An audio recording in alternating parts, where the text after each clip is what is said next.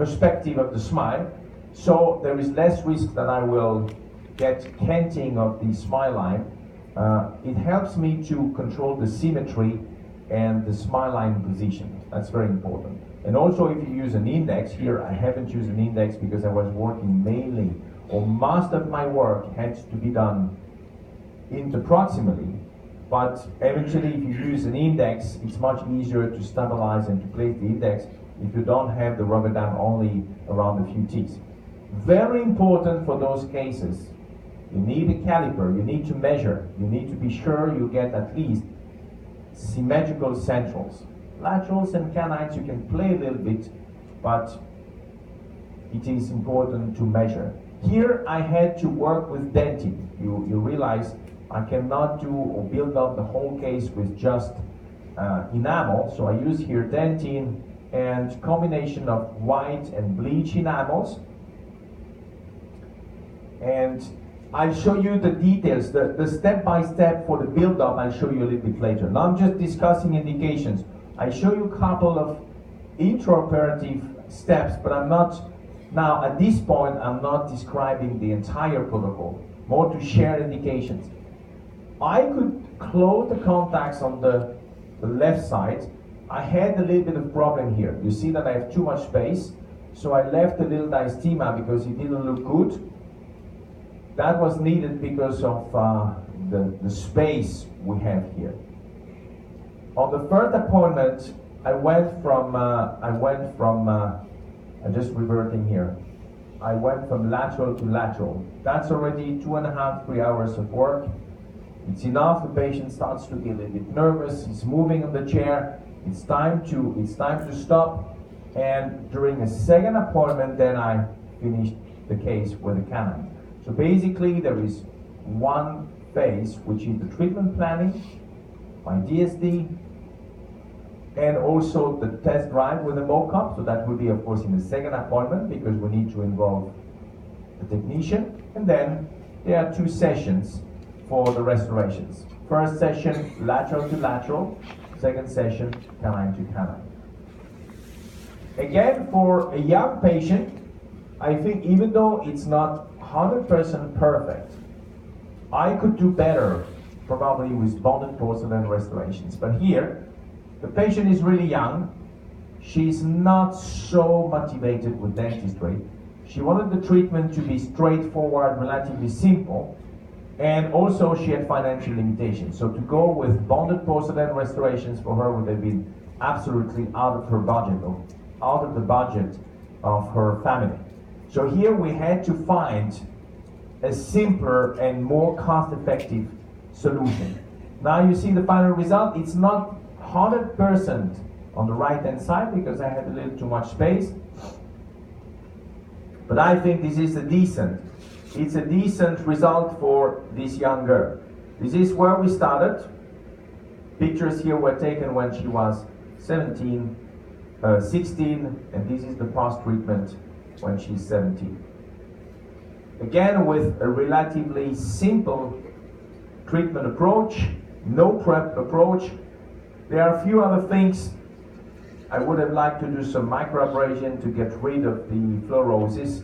This she was not interested with. As soon as she got better smile appearance, then she kind of disappeared. I've seen her 2 years later. She's not brushing so well. You see that we have discoloration on lateral enamel. On the left-hand side, she's brushing better. You see the surface of the composite is beautiful. Look at the surface, everything looks perfect. Here, obviously she doesn't brush so well. I just took a soft nylon brush to take this away. Still have a little bit here, and it looks already better.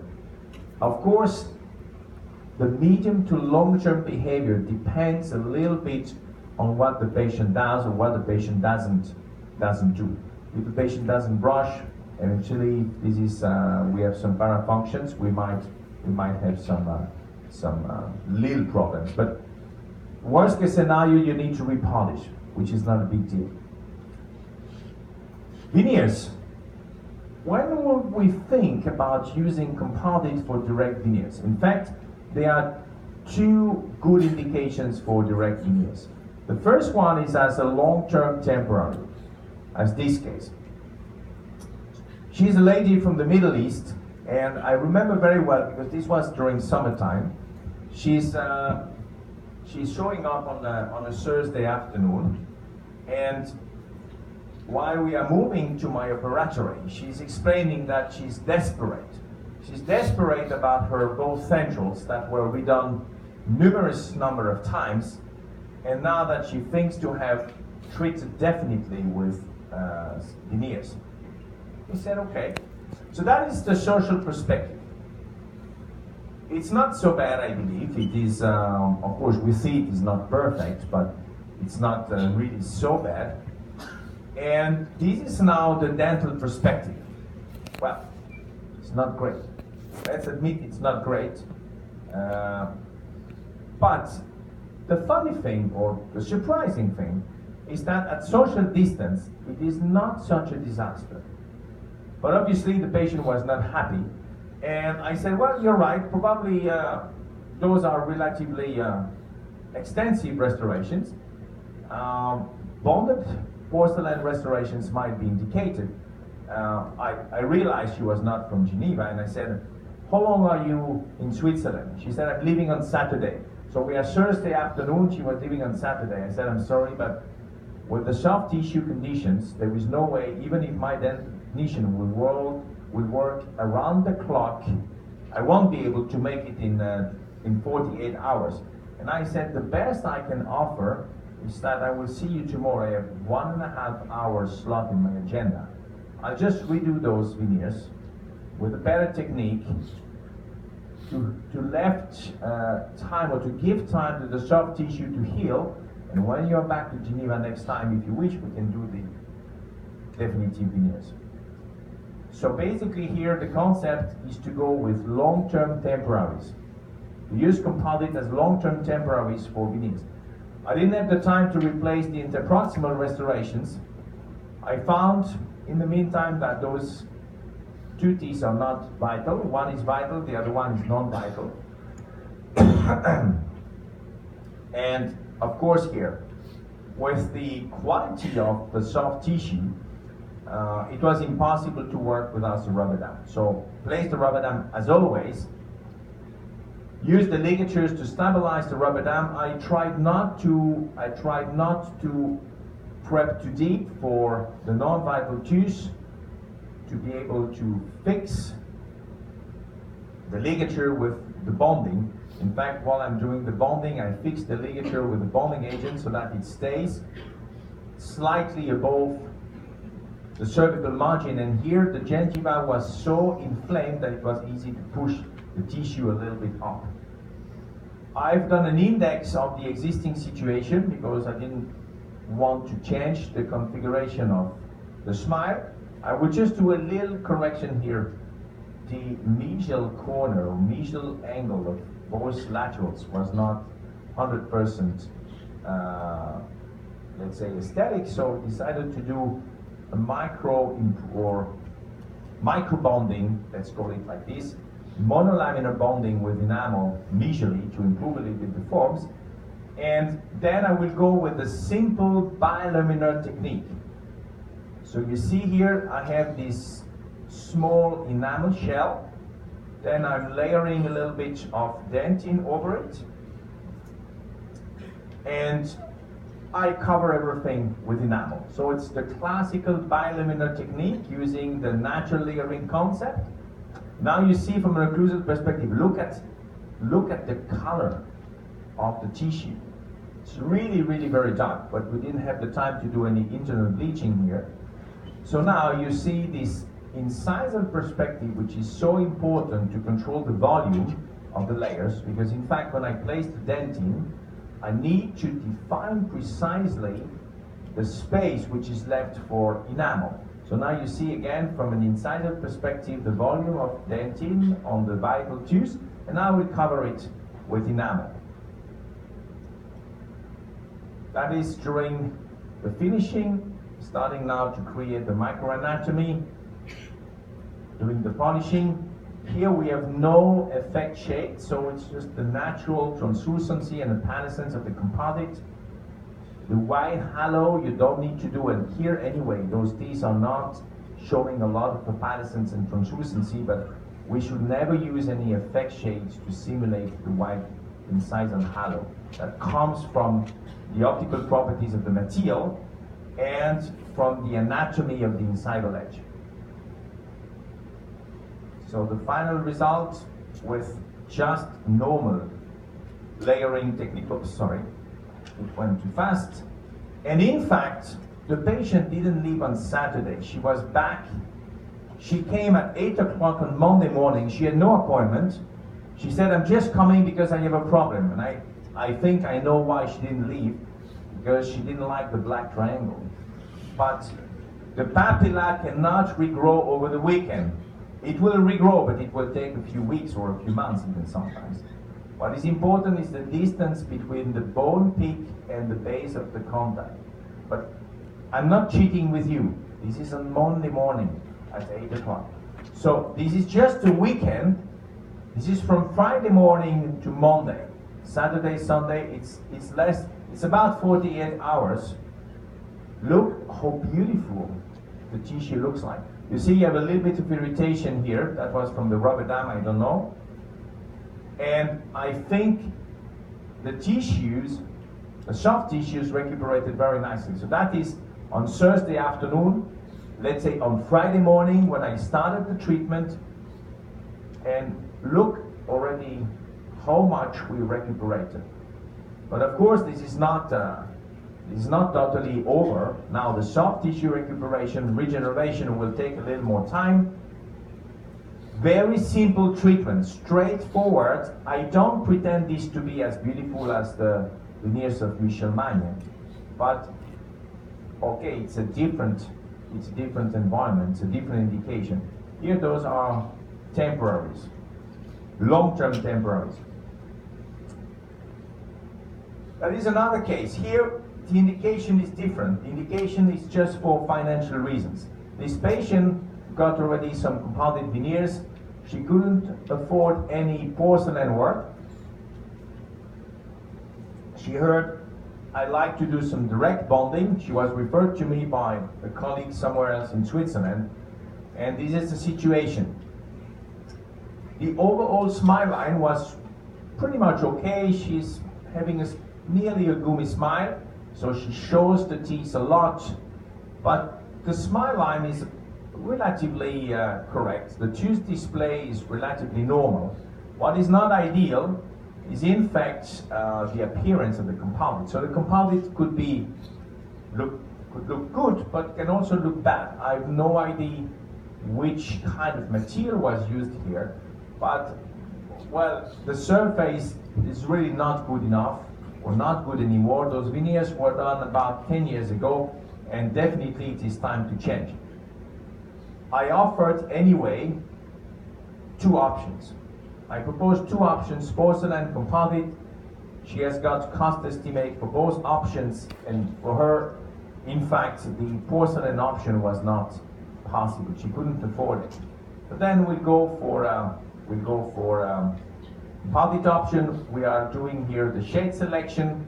Maybe that shade or the enamel shade is a little too translucent, a little bit too yellowish, so then we'll go for something a little bit whiter.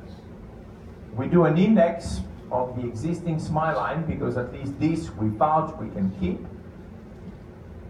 Then I don't need to go with a wax up.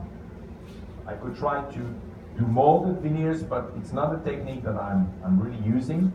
And in fact here we use the index for those veneers as part of a global strategy, which is to, in fact, to use index from either the existing situation. You have already seen other options. It could be also from a mock-up. I'll show you some more cases later on. Sometimes we need to do a wax up. It's more like the global approach. And in that case, we made the index from the existing situation. The case before, now the young girl, where we did these large form corrections, we use that strategy. Wax up, was even DSD before wax up, test drive with a mock-up, and then eventually we do the index, or no index. So there are basically all options. You can do the mock-up or the wax-up with or without an index. It depends what you need for the restorations. So here, we used a combination of dentine. We used, contrarily to the previous case, one more layer, which is an effect shade. We call it Azure. It's a blue opalescent effect shade, which we painted around the dentine mamelons, as you can see here. And then everything was covered with one single layer of enamel. So normally the technique should be relatively simple, straightforward when we use composite for large cases. So that is during the finishing. We try to, it's a perio case, as you see, we have a loss of attachment. Unfortunately, the interproximal cervical areas are not fully covered with soft tissue. And little by little, we are developing the microanatomy with the Azure, with this effect shade. We have a lot more depth. That was also desired. This is after the polishing. This composite can be very nicely polished. Most of composite normally do, but some are a little bit easier and better for the polishing. And now you see the teeth ready before we remove the rubber dam. So we went a little bit further in terms of, let's say, developing the color, the form, and the microtexture, because here those restorations are supposed to be more permanent. On the canines, those are monochromatic or monolaminar veneers, because I had less space to or volume to replace. So here we only have enamel, and here I have a bilaminar. They are bilaminated veneers with dentine and a little bit of effect shade. But you see that we can get relatively nice results with composite too, but the layering should be quite simple. If we want to be in control, we shouldn't use too many layers, because otherwise it makes the technique less predictable. We need also to control the volume. So if you remember, we were in a retroclined position. Now we have a much better, well, we corrected a little bit on the tooth profile in order to get a better tooth axis, because that was not really ideal before we started. Another group of indications for composites nowadays are more complex aesthetic and functional rehabilitations or tooth wear cases, and this is what we have been doing the last 4 days at John Shoe Center. And I would like to share with you one case.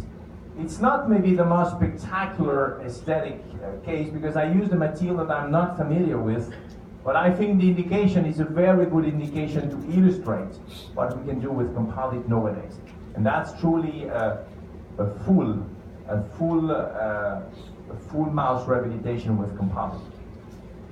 This patient is showing up with that situation. So let's discuss the problems. And of course, the main concern of the patient was aesthetics, as always. The patient is basically unhappy about what I thought was a broken tooth. But in fact, it's not a broken tooth, it's a worn tooth. There is a deep bite. You see the lower incisors are in contact with the soft tissues, and in fact that tooth is in contact with the worn edge. We have very short upper left central, we have shorter canine on the upper left, we have shorter premolars, because now they are in position of canines. Patient has missing laterals. Not easy. On top of this, I have quite big canines. which doesn't facilitate my work or what I eventually should do. Sometimes canines are a little bit smaller. They should be at least 1 millimeter smaller than the centrals, but here they are nearly as large as the centrals. And to make everything easier, we have additional diastemas in between both centrals and between the upper left central and the canine. So already in the smile area, we have a quite large number of problems. He was not so happy about the lower incisors because they are not in a good position. The lower smile line is very irregular, and this tooth goes into the occlusal or the incisal edge, has worn off the incisal edge of the upper left central. So this very irregular lower smile line was also one of the concerns of the patient.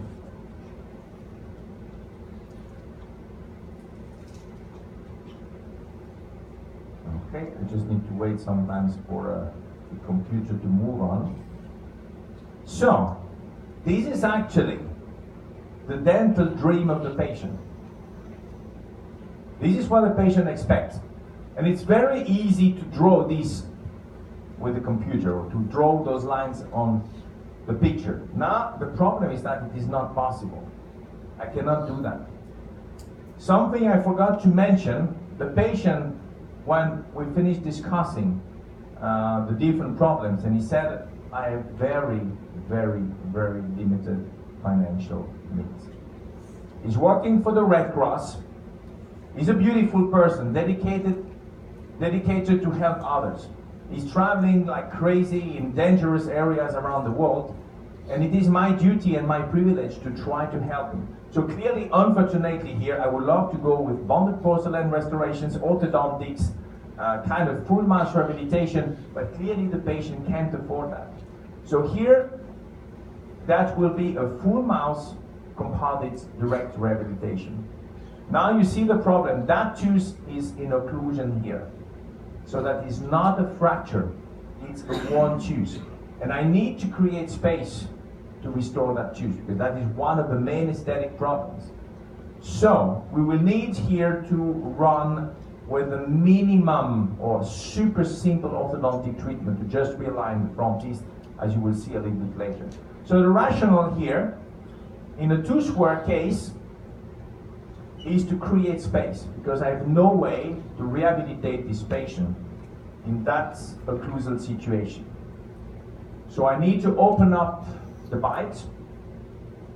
This will treatment plan on the models. We need just at least to wax up the front teeth, to do a wax up of the front teeth, to create the new anterior guidance and the new smile line, and that will define, in fact, the amount of vertical dimension augmentation opening I need. This you can test with the wax up or not. It depends really on what you do and what you like to do. In that case, I left the technician to do something as simple as possible, and as he knew that we were in a critical financial environment, he did only the wax up on the upper front teeth, which is the minimum, and he told me, look, Didier, I cannot get it right in the front. You need to reposition the lower front incisors. So basically, he made a setup to give us an idea about where we want to get the incisors in order to be able to rehabilitate that tooth.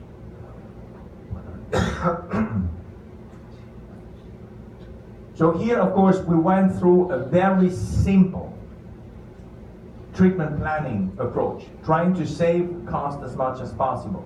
Then you can do an index on the models. You need just to rebalance the study cast. Of course, we need to duplicate the models. When we mount the models for the wax off, we keep one set of models intact. We use the initial models, initial casts to create the index, so that we can go in the mouse and fabricate the occlusal stops. But here, as we had some tooth wear, we'll in fact replace the missing tissues on the lower part of your teeth with direct composite. And when we have created the new video according to the wax-up, we can build up the front teeth. In this case, I build it up the front teeth with composite direct. So other cases it might be with veneers. Normally we try to avoid crowns, but that's basically the concept when we go with the full mass rehabilitation using composite. This is the upper arch. We have a little bit of erosion, but the upper arch is pretty much okay. We see we lost a little bit of enamel here and there. We need to replace this loose class 2, slightly decayed, but nothing really bad. That is the lower arch. You see some signs of attrition and erosion. But that is a tooth wear case. We had a missing premolar, which was restored by another dentist. That is an implant-supported crown. And in fact, we did a super limited Invisalign treatment. So my colleague Viviana, she has just realigned the 4 lower incisors. We might have liked to do a little bit more orthodontics, but here we had again these financial limitations, so we went really extremely conservative. We were extremely conservative in regard to the amount of dental treatment. Now we are at the stage we start to build up occlusion, replace small class 1 and 2 cavities or restorations which are not anymore in a good condition. We, in fact, here just need to reshape the anatomy using composite. The mesial cusp was partially worn down, so here I have about 1.5 millimeter. I'm reshaping, sculpting what we have done the last days. We shape, we can even use a little bit of surface color to characterize the composite. Looks just better. That's something we do for us. It's not really needed by the patient, but we love to do it.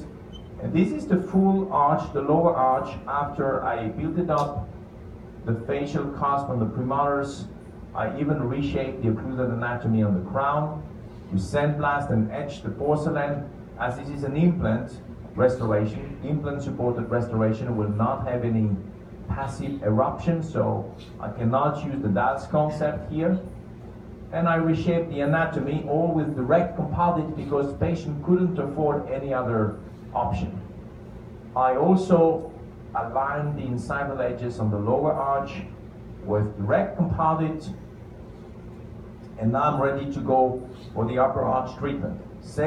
Exactly same approach, cleaning the surface. You see the wear facets on the different teeth, so I will just add composite where I have visible wear facets in order to create a better anatomy and also to protect worn dentin surfaces. Same on the other side of the mouth. Oh well, that's actually the characterization. Here in fact I haven't added any composite because I didn't have enough space. Sometimes you need to leave either the upper or the lower second molars free of any restoration because just the space is missing. Here I will cover those areas where we have lost nearly completely enamel, a little bit here.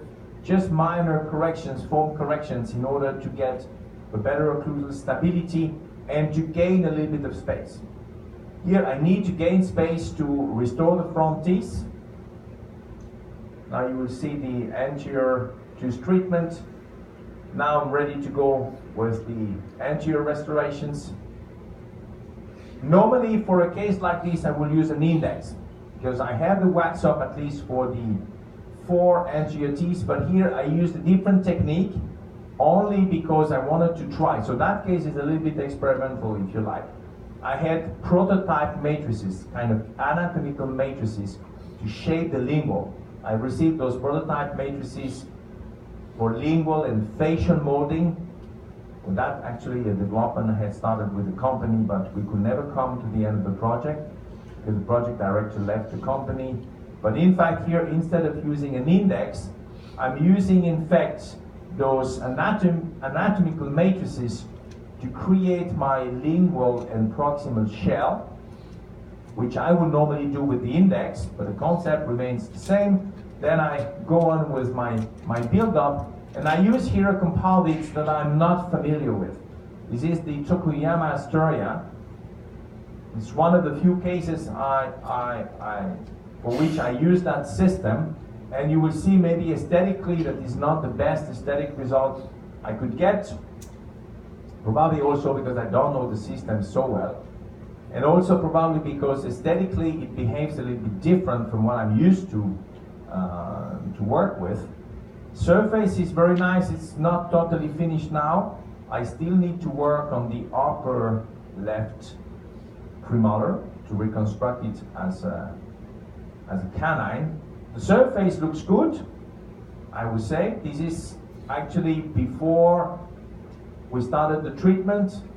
This is after we built it up, the posterior teeth, and just waiting to see if it's moving. No. Okay. Okay. Now this is here the change. So you see the augmentation, the vertical augmentation. The color looks a little bit weird. It depends a little bit on the light. Depends on the light, but I have the impression that everything is blending in. I cannot really see the dentin. I don't have the depth, this color depth that I have normally with the regular composite I'm working with. But functionally and in terms of the forms, it is quite okay. This is 4 months later, after I completed the build-up on the upper left premolar. We have this bluish effect. That is something which is typical with a lot of relatively modern composite systems. We have too much apoptosis. Those composites turn a little bit bluish depending on the light. And I think those are small, let's say, defective optical characteristics that we have with some composite systems. The surface is great, the technology is great. I think the shading is not optimal, in my opinion, knowing, of course, that I do not know the product very well. So somewhere I might have made a little mistake with the thickness of the enamel, so I don't want to blame the composite for eventually my mistakes, but I believe I can do much better, for instance, with like an Inspiral system that I will introduce later, even though this is a great product. So now we are 2 years later.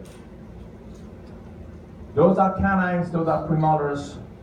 This was this severely worn central incisor. It doesn't look as good, of course, as the veneers of Michel and some other top technicians around the world, but now this is the lower teeth. The patient is a full-time brusser. He admitted that, he said, I know during the day I'm grinding, I'm clenching, but I don't feel to work a day guard, so he's at least wearing a night guard. And this is where we stand. 2 years later, I advised the patient to do some bleaching. He said, oh, but it's fine. He was not really worried about the color. I would say that the blending with surrounding tooth structure is probably even a little bit better after 2 years. With the limitations of the material and my experience with that material, which I really want to let's say share with you, I believe that also in consideration of the treatment cost, which was extremely low, I believe this is a quite good result if you think where we started. The way I did it is for the patient, made it affordable for him to get this result. With anything more classical, if I will go with feldspathic, beautiful bonnet porcelain restoration, some lithium disilicate, posterior onlays and overlays, that is something that the patient could never ever afford. So I'm not saying that this is the right and the only treatment approach, absolutely not. It is one option that we might think of when we are in this situation that the patient can't afford, let's say, the ideal treatment. And now I would like to finish this let's say, discussion about indications with one more indication. which is what I call hybrid cases, where our basic restorative material is ceramics, and we finish the case with composite. What do I mean? I mean that sometimes, if we would try to get something perfect, we need to go with a lot more dentistry. And that might make the treatment at the end out of reach for the patient. And otherwise, if it's not for financial reasons, for biomechanical reasons. And here in that very specific case that I would like to share with you now, the problem is not a financial issue. She's a singer. She married a very, very wealthy man. And her problem was that she has been fighting with Invisalign for the last few years, but she's absolutely unable to wear the aligners for the time she should. In fact, she just wanted to realign the front teeth. Well, she also needs a little bit of material addition on the premolars because she got extraction of one premolar on both sides, and as a result of the orthodontic treatment, which was performed in the UK, she has retroclined incisors, slightly irregular anterior tooth position, and she has also retroclined or palatally positioned premolars, which reduce a little bit the volumes in the corridors. But otherwise, she has rather healthy teeth, a little bit of tissue recession, but she will go through normally surgery a little bit later if I can convince her to do it. So basically, we have a healthy dentition, not ideal smile, and the patient happened to be in contact with some of our patients who moved to Los Angeles, and Michelle was doing the restoration for this other patient. They are good friends, and when they met in Los Angeles, she said, okay, I would like Michelle to do veneers for me. So Michelle sent the patient to me, and in fact, when I've seen the patient, we decided to go on with eventually a couple of veneers and a little bit of direct bonding, and you will understand the rationale for it. So in fact, before I make that decision, I want the case to be waxed. So Michelle has done the wax up, and this is what we plan to do. To realign the teeth, restoratively in that case, to fill up the corridors, to correct the retroclined position, and then of course we go with the mock-up. And according to the thickness of the material, then I will decide what is best to do. If I have space, I will go with ceramics, but on the canines, I had nearly no space. So for the canines, we decided to go direct, and premolars also direct because that would be just easier. Because occlusally, I didn't know exactly how to finish veneers for the premolars, and it is so simple to go with composite. So here it's a combined case: feldspathic veneers and direct composite. The amount of preparation is already a lot, but this is what Michelle required. We created, or I created, a chamfer of about 0.3 millimeter in the cervical. Michelle told me the minimum space that he needs for the veneer fabrication. Those are the 4 veneers. So here, as we had to reposition the teeth facially, I had a little more space. So then that was no problem to go with ceramics. I just a little bit here, just a teeny amount of tissue correction to reposition the mesial corner of upper right lateral. And this is when we are at the veneer stage. So now we have just cemented the veneers. I don't know if this is after cementation. This is after cementation, maybe before was even the trial. And Michelle has done a very nice job to go with a smooth emergence profile that we don't have too much food retention, because the problem when you change the facial tooth profile, sometimes the change in the emergence of the teeth tend to create a little bit of food retention, and patients are really very disturbed by that. Also, when you create nice line angles, you increase a little bit the volume of negative spaces, and that could be also an issue. Before, it might be difficult to match ceramics with composite, but nowadays, that is my new system in Inspiro. I have 5 different enamels with different levels of translucency, different tints, different brightness, and here, well, that is probably the bleached sample. I can match the ceramic relatively well, and I will do the minor corrections of canines. Here I'm just showing with the premolar because it's a little bit easier. I use a relatively light dentine shade. There is no prep here, it's just totally no prep. Using a little bit of body shade, the body shade is a dentine shade. Here I used a little bit of a palisand blue tinted material, which is called Azure, with this specific system. And then I finish with the enamel.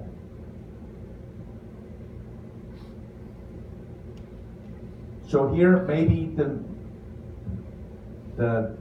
enamel reference is maybe not correct. I think it is more white or bleach. I'm not so sure. I cannot say just from the pictures. And this is where we stand. So those are direct composite veneers. On the canines, we have foam corrections, slight adjustments of the shape and the volume. This is just when I finish the placement and let's say the finishing and the polishing of composite restorations. It's really no problem to blend in composite and ceramics nowadays. That was really difficult before. Maybe I'm even a little bit brighter on this canine, but what I like with this approach is that it helps to improve or to enhance the final aesthetic outcome without moving the cost too high. And even though that wasn't really the problem for this patient, in general, if you do 4 veneers or 6 or 8 or 10, this is not the same price. Also, it's even more relevant to cases that you will organize together with good ceramics. Because good ceramics are expensive, it's like everything, top quality as a price. So I can use direct composite to fine-tune, to improve, to enhance the final treatment outcome of many cases without the need to have the treatment costs raising to the sky. So that's composite, porcelain, porcelain, composite, a nice blend of natural tissues, direct composite, and bonded porcelain restorations. So that was the last indication I wanted to share with you, and as you see, composite is getting quite universal. We can do a lot of things with composite. I know, unfortunately, and I was discussing this before, actually last night, or I asked about the fee system in Taiwan, and it seems that you are in between, let's say, insured procedures with a relatively low and modest payment, and you have some procedures which are not part of the social system where you have a little bit more freedom. That's something that we know in Europe. For now, Switzerland is more a free system, more liberal system, even though we need to vote this year for a socialization of dentistry, which is not so that I don't really look forward to, because if that will be accepted by the people, that will change a little bit the environment. When I'm saying a little bit, it's not to say that this will destroy our profession. We will see. I really hope it won't happen. But in Switzerland, the difference is that when you do this kind of treatment, direct composite, this is your choice. If you want to charge more, you are allowed to do. Normally, we try to follow the Swiss fee system. We have the Swiss Dental Society, which has set some fees for every procedure, and most of us pretty much follow this fee structure. But it's decent. Let's say if you do direct bonding, normally you will be paid in a correct way. The concept in Switzerland is that they calculate the operative time, and whatever you do, if you do prost, if you do surgery, oral surgery, perio surgery, orthodontics, conservative dentistry, the time the dentist is being paid for, or let's say the fees you receive per time is the same. So it's based on the time, it's not based on the kind of treatment. The idea is that you will not be tempted to do implants rather than conservative dentistry or extraction or endodontic treatment. So you are paid by the time you spent on your treatments. So that it should normally not, let's say, stimulate the dentist or get dentists doing certain kind of treatments just because you get more money from these treatments. And I think it seems to be a quite fair treatment, but otherwise in regard to the fees, you have a certain freedom to charge what you believe is needed.